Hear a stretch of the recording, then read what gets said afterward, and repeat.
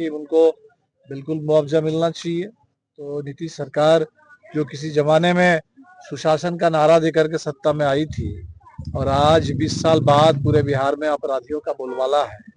इस अपराध के खिलाफ लड़ाई होगी, बिहार से, भोजपुर से लेकर के पूरे बिहार।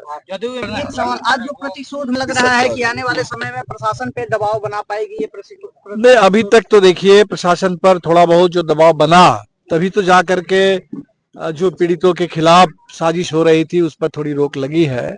कुछ लोग अभी 14 में हमें जो पता चला कि 8 लोग जो नामजद अभियुक्त है वो अभी भी बाहर है और प्रशासन कह रहा है कि हमें पता है कहाँ है, लेकिन अभी तक गिरफ्तारी नहीं हो रही है।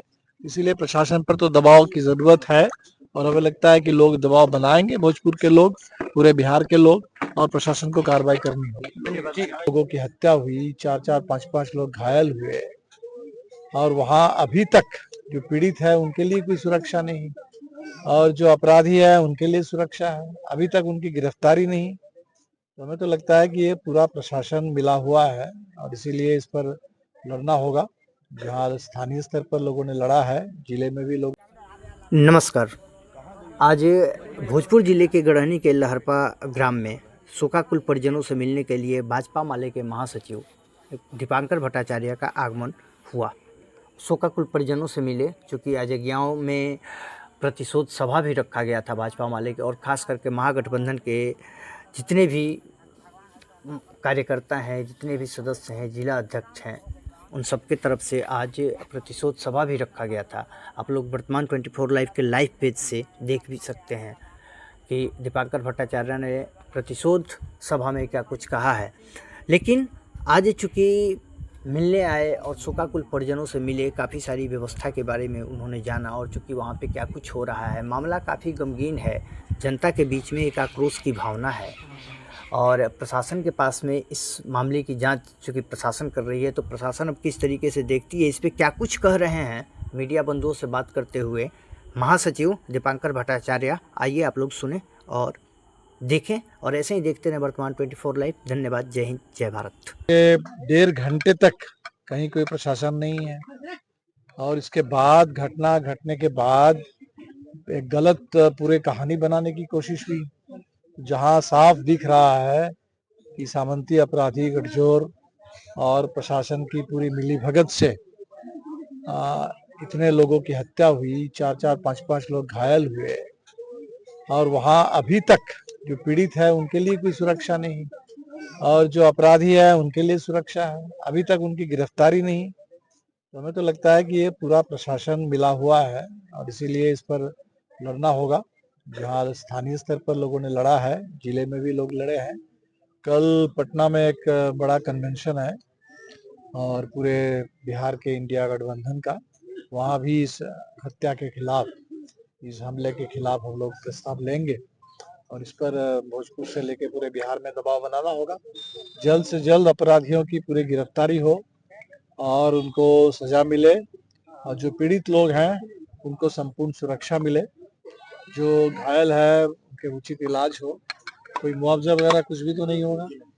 ऐसे तमाम घटनाओं में जो सरकार की निष्क्रियता, पुलिस की निष्क्रियता से, अपराध से लोग मारे जा रहे हैं, मुझे तो लगता है कि उनको बिल्कुल मुआवजा मिलना चाहिए। तो नीतीश सरकार जो किसी जमाने में सुशासन का नारा देकर के सत्ता में आई थी और आज 20 साल बाद पूरे बिहार में अपराधियों का बोलबाला है, इस अपराध के खिलाफ लड़ाई होगी, बिहार से, भोजपुर से लेकर के पूरे बिहार। जदयू एमएलसी श्री भगवान सिंह कुशवाहा कह रहे हैं कि माले और राजद जो है तमाम नरसंहार वाली पार्टी है, पहले भी वो इस पार्टी के सदस्य रह चुके हैं, फिर भी इस तरह के बयान दे रहे हैं।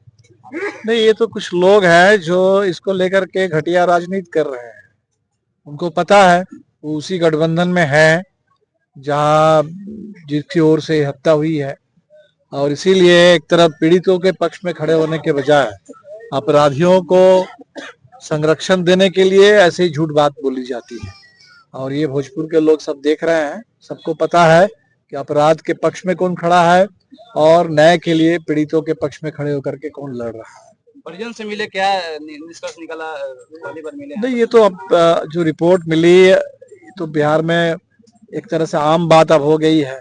जो आम लोग हैं, मासूम लोग हैं, शादी का मौका था, अब ऐसे खुशी के मौके पर गांव में कहीं बारात है, कहीं शादी है, उस समय कोई अपराधी अगर इस तरीके से हत्या करे और वो बेखौफ रहे, तो परिवारों की पीड़ा के साथ हम लोग हैं बिल्कुल। और हमें लगता है कि यहाँ के लोगों ने ठीक से लड़ा है, अभी तक लड़ा है, तब जाकर के कुछ लोगों की गिरफ्तारी हुई है, तब जाकर के जो लोगों को, पीड़ितों को फंसाने की पूरी कोशिश थी, उस कोशिश पर रोक लगी। तो बाकी जो न्याय के लिए लड़ाई को और आगे लड़ेंगे, तो जो भी पीड़ित परिवार के लोग हैं, हमारी पूरी हमदर्दी उनके साथ है। और हमें लगता है कि इस गांव में अच्छी एकता है लोगों के बीच में, और व्यापक एकता चाहिए ऐसे अपराध के खिलाफ, सामंती अपराधी गठजोड़ के खिलाफ, उनके मंसूबों के खिलाफ। पीड़ित लोगों के बीच में बड़ी एकता की जरूरत है, सामाजिक राजनीतिक एकता अपराध के खिलाफ, और वो एकता बनाकर ही हम लोग लड़ेंगे। बीजेपी नेता ने बोला है कि जैसे जैसे चुनाव नजदीक आता है ऐसे लोग अपराध को खुद ही करवाते और खुद ही इस चीजों की ढिंडोरा पीटते। ये तो पूरे देश को पता है।